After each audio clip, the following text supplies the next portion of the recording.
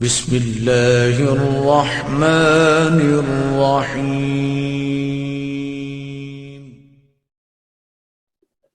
مدینے سے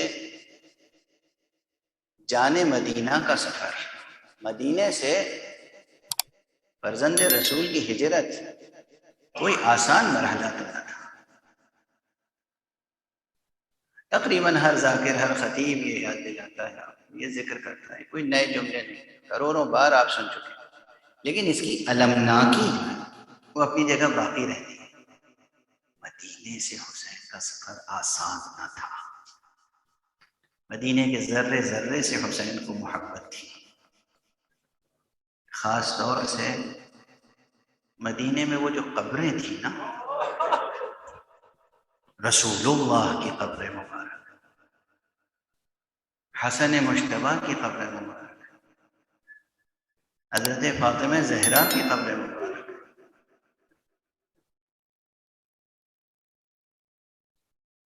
آپ برابر سنتے رہتے ہیں، مگر ان واقعات کی اثر خیزی اور المناکی میں کوئی کمی نہیں ہوتی۔ اشک اپنی پوری قوت کے ساتھ بہتے ہیں، دل اپنی پوری قوت کے ساتھ درد محسوس کرتا ہے۔ آخری شب جو مدینے میں گزاری ہے سرکار نے، اس شب داری میں 3 مرتبہ نانا کی لہد پر گئے اور نانا سے گفتگو فرمائی، نانا سے راز و نیاز کی باتیں، جہاد کربلا کی تفصیلات طے ہو رہی تھیں، نانا کی قبر مبارک پر رخسار رکھ کر گریہ فرما رہے تھے، اور نانا سے اس طرح ہم کلام تھے کہ میدان کربلا کا جہاد، پورے مجاہدے کی تفصیل طے ہو رہی تھی، اور صرف روز عاشورہ کی تفصیل نہیں، اس کے بعد کی تفصیل طے ہو رہی تھی۔ یہ 2 فقرے جو آپ کے سامنے دہرائے جاتے ہیں، یہ اسی تفصیل کا حصہ ہے کہ جب لوگوں نے بار بار آ کے کہا آقا حسین فرزند رسول ابو عبداللہ، جس کو جو نسبت تھی وہ اپنی اس نسبت سے پکار رہا تھا، کوئی کہہ رہا تھا یا اخی، کوئی کہہ رہا تھا یا ابن ابی، کوئی کہہ رہا تھا یا ابن رسول اللہ، کوئی کہہ رہا تھا یا ابن الزہراء، اور سب کی زبان پر فریاد یہی تھی کہ مدینے سے نہ جائیے۔ تو امام نے ایک مرتبہ فرمایا شاء اللہ ان یرانی قتیلا، یہ اللہ کی مشیت ہے کہ وہ اپنی راہ میں مجھے ذبیح اور قتیل دیکھے۔ اور جب لوگوں نے متوجہ کیا کہ آقا جب آپ تشریف لے جا رہے ہیں قتل ہونے کے ارادے سے، تو پھر یہ مخدرات عصمت و طہارت کو کس لیے لے جا رہے ہیں؟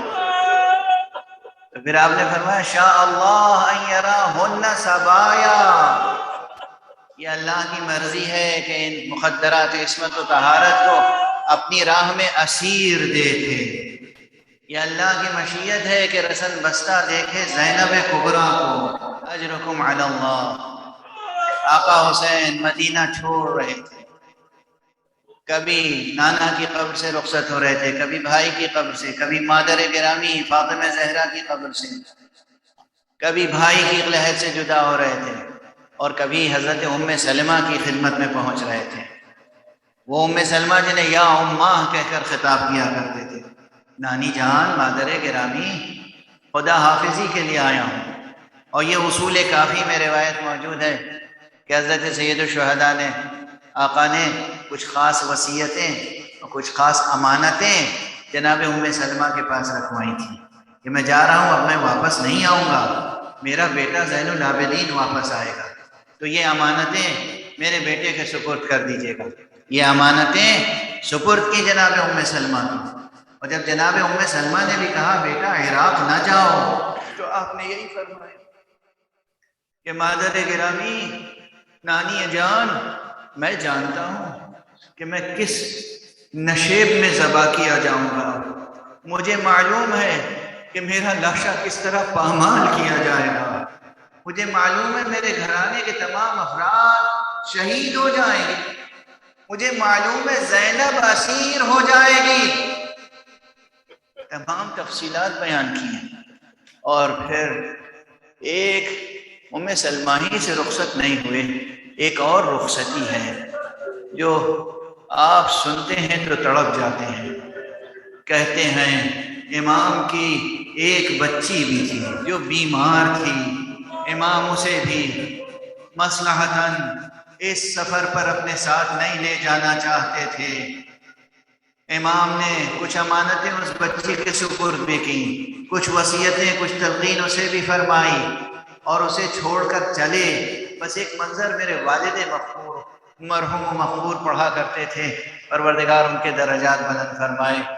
حضرت حجت الاسلام والمسلمین مولانا سید صبح حسن رضوی اعلی اللہ مقامہ وہ پڑھا کرتے تھے، جب آقا حسین تمام اہل بیت کی سواریاں سوار ہو گئی اور آگے بڑھے تو کیفیت یہ تھی کہ اس میں سے ہر ایک پلٹ پلٹ کے دیکھتا جاتا تھا، اور در خانہ پر وہ بیمار بیٹی کھڑی ہوئی، حسرت کی نگاہ سے ایک ایک جانے والے پر نظر۔ آقا حسین نے کچھ دور قافلہ بڑھا تھا کہ پھر آواز دی، عباس ٹھہرو، علی اکبر ٹھہرو، قافلے کو روکو۔ کیوں؟ وہ بیمار بیٹی لڑکھڑاتے ہوئے قدموں سے ڈیوڑی سے باہر آ گئی ہے، ایک بار پھر سینے سے لگا کے رخصت کر لیں۔ قافلہ ٹھہرا، بیٹی بھی آگے بڑھی، بیٹی نے پھر ایک ایک سے حسب مراتب خدا حافظی کی۔ جب رباب کے پاس آئی تو بیٹی نے اپنی آغوش پھیلا دی، رباب کی گود سے ننھا بچہ حمد کے بہن کی آغوش میں آ گیا، اور اب جب بہن کی آغوش میں آ گیا تو ایک ایک آگے بڑھ کے دوبارہ لینا چاہتا تھا۔ اب یہ بچہ بہن کی آغوش چھوڑنے کے لیے تیار نہ تھا۔ رباب ماں ہیں، بیٹے کو بلا رہی ہیں مگر بیٹا آنے کے لیے تیار نہیں آئے۔ زینب پھوپھی ہیں، بلا رہی ہیں، آنے کے لیے تیار نہیں آئے۔ آخر میں سرکار سید الشہداء آگے بڑھے اور اس ننھے سے بچے کے کان میں کچھ ارشاد فرمایا۔ بچہ حمد کے باپ کی آغوش میں آ گیا اور اپنے دونوں ننھے ننھے ہاتھ بابا کے گلے میں ڈال دیے۔ یقیناً بابا نے کہا ہوگا میرے بیٹے حجت خدا کے فرزند ہو، ارے محضر شہادت میں تمہارا نام ہے، تم نہ جاؤ گے تو جہاد کربلا مکمل نہ ہوگا۔ انا للہ و انا الیہ راجعون، رضا بقضائہ و تسلیما لامرہ۔ پروردگار ہمیں علوم قرآن اور معارف علم سے آشنا فرما۔ پروردگار مالک معبود امت مسلمہ کو امت قرآن بنا دے، ملت اسلامیہ کو ملت مودت بنا دے۔ پروردگار ہمیں قرآن اور عطرت مصطفیٰ پر اپنی جان نثار کرنے کا پورا موقع عطا فرما، پورا حوصلہ عطا فرما، پوری توفیق عطا فرما۔ پروردگار جہاں جہاں بھی روئے زمین پر عزادار ہیں، آقا حسین کے ماتمی ہیں، سلامی ہیں، پروردگار ان سب کو اپنی خاص حفظ و امان۔ پروردگار علماء حق کا، مرجعیات حقہ کا سایہ برقرار رکھ، انہیں اپنی حفظ و امان میں رکھ۔ حضرت آیت اللہ العظمیٰ سیستانی کو اپنی خاص حفظ و امان میں رکھ۔ حضرت آیت اللہ العظمیٰ رہبر ملت اسلامیہ، رہبر انقلاب اسلامی حضرت ولی فقیہ کو اپنی خاص حفظ و امان میں رکھ۔ پروردگار اپنے ولی آخر، ولی معصوم، فرزند زہرا، وارث حسین کو اذن ظہور عطا فرما، اور ان کے ہاتھوں سے اپنی رحمت و رافت و عدالت کا پرچم ہے۔ ماتم حسین